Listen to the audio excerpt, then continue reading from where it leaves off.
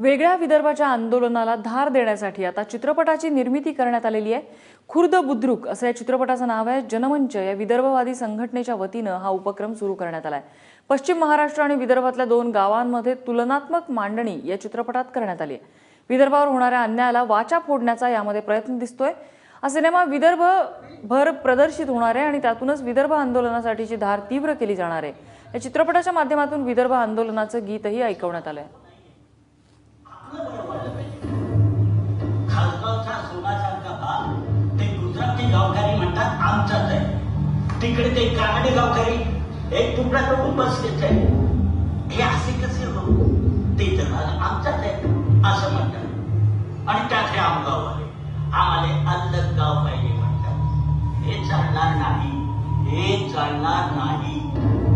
पण स्वतंत्र गाव म्हणून विकास करण्याची लायकी आहे त्यांची त्यांची आयटी नाही हे आम्हाला सांगूच नका। आपलीच नाहीये।